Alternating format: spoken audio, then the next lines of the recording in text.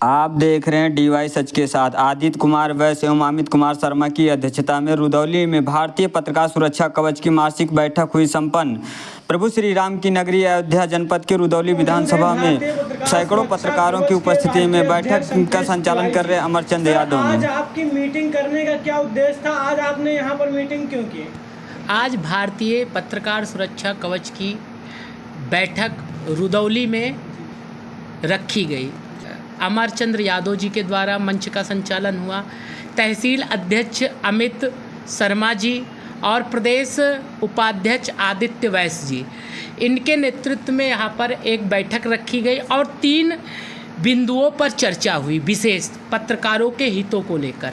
कि हम लोग ये चाहते हैं कि सभी संगठन के जिला अध्यक्ष को सूचना विभाग में दर्ज किया जाए और बुलाया जाए, और जो भी विभागीय बैठक या जो भी जनता से संबंधित योजनाएं आती हैं उन्हें भी बताया जाए, जिससे वो जन जन तक और अपने सभी पत्रकार संगठन में जितने लोग जुड़े हैं सबको अवगत करा सके, जिससे उसका और भी अच्छे से प्रचार प्रसार हो सके।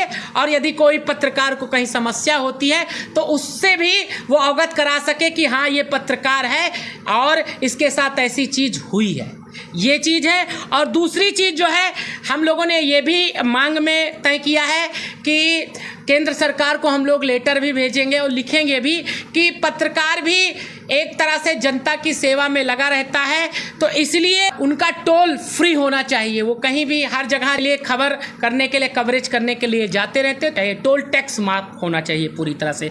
और तीसरी चीज़ जो है, मुख्यमंत्री जी से ये भी निवेदन करना चाहेंगे कि आप अधिकारियों को एक आदेश करिए कि अगर कोई भी पत्रकार, वो चाहे छोटे चैनल का हो और चाहे बड़े चैनल का हो, अगर किसी भी मुद्दे पर, चाहे वो भ्रष्टाचार का मुद्दा हो, चाहे भूमाफियाओं का मुद्दा हो और चाहे वो आपराधिक प्रकरण हो, तो अगर वो उस पर उनकी प्रतिक्रिया जानने के लिए जाते हैं तो वो आनाकानी ना करे, वो उसका स्पष्टीकरण अवश्य दे कि क्या कार्रवाई हुई और क्या कार्रवाई अभी होनी बाकी है, और ये चीज़ें नहीं हो पाती है। तो इसके लिए हम लोग आगे चल के अधिकारियों को भी ज्ञापन देंगे और मुख्यमंत्री जी से भी अगर हो सकेगा तो मिलने का प्रयास किया जाएगा। आपने अभी कहा कि जिस प्रकार से पत्रकारों को वहाँ पर जब सूचना प्रसारण में जब कोई कार्यक्रम होता है, जब कोई बड़ी बैठक की जाती है, तो किसी भी संगठन के जिला अध्यक्षों को नहीं बुलाया जाता है, तो क्या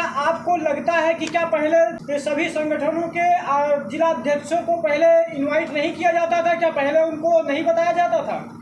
अब इसकी जानकारी तो आप सूचना विभाग से लीजिए कि बुलाया जाता था कि नहीं बुलाया जाता था, लेकिन हमारे संज्ञान में जब से हम हैं तब से हमें नहीं लगता किसी, क्योंकि अगर बुलाया जाता तो सारी चीज़ें निष्पक्ष होती और सभी को जानकारी होती, क्योंकि हर संगठन से कहीं ना कहीं जो अच्छे ईमानदार पत्रकार हैं किसी ना किसी संगठन से जुड़े हुए हैं और उन तक वो बातें ज़रूर पहुंचती। तो इसीलिए हमने ये कहा है कि हमारे ही संगठन के अध्यक्ष को नहीं, सभी संगठन के अध्यक्षों को बुलाया जाए, जिससे सारी चीज़ें अच्छे से पता चल सके कि क्या होने वाला और क्या अधिकारी लोग भी आगे योजनाओं को किस तरह से धरा पर उतारेंगे। आपने पत्रकारिता संगठन को देखते हुए पत्रकारिता जगत के हर एक प्रश्नों को, हर एक समस्याओं को पूरी मजबूती से उठाया आज के इस मीटिंग में।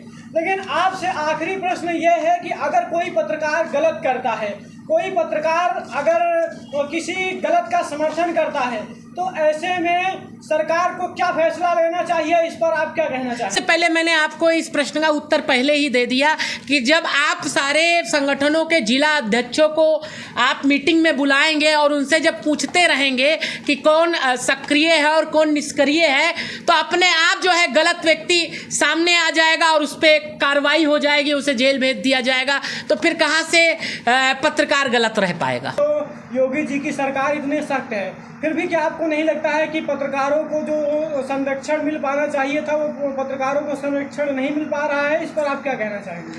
देखिए, ये बहुत दुखद विषय है कि और इस पे आए दिन कोई ना कोई घटना देखने को मिल जाती है। तो यही हम उत्तर प्रदेश सरकार से और माननीय योगी आदित्यनाथ जी से निवेदन करेंगे कि कुछ कड़े कानून बनाए जाए जिससे पत्रकारों की सुरक्षा और रक्षा हो सके।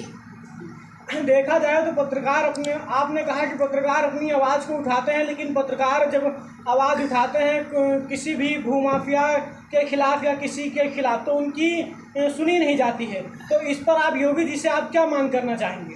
सबसे पहले योगी जी से भी, उच्च अधिकारियों से भी ये निवेदन करना चाहूँगा कि अगर कोई ईमानदार पत्रकार कोई चीज़ लिखता है या बोलता है तो उस चीज़ को संज्ञान में लिया जाए और उन तथ्यों का जांच किया जाए।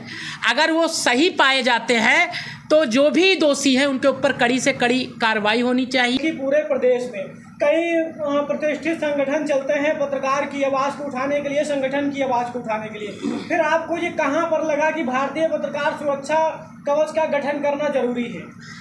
देखिए, ये सवाल आपने बहुत ही अच्छा किया है। कहा जाता है संगठन तो तमाम बने हुए हैं और मैं किसी संगठन का निंदा भी नहीं करता हूं, अच्छी बात है और सभी संगठन को काम करना चाहिए, लेकिन इसका नाम है भारतीय पत्रकार सुरक्षा कवच। कवच का मतलब होता है रक्षा करना, सुरक्षा करना।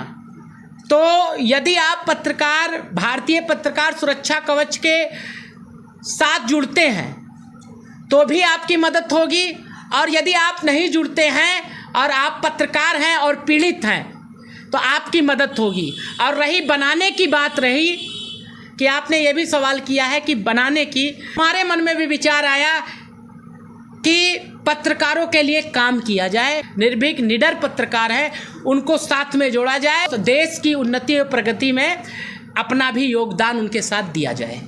तो नमस्कार साथियों, मैं हूं अमरचंद्र यादव। आप देख रहे थे हमारे साथ भारतीय पत्रकार सुरक्षा कवच के राष्ट्रीय अध्यक्ष अंतरिक्ष तिवारी जी की शानदार कवरेज।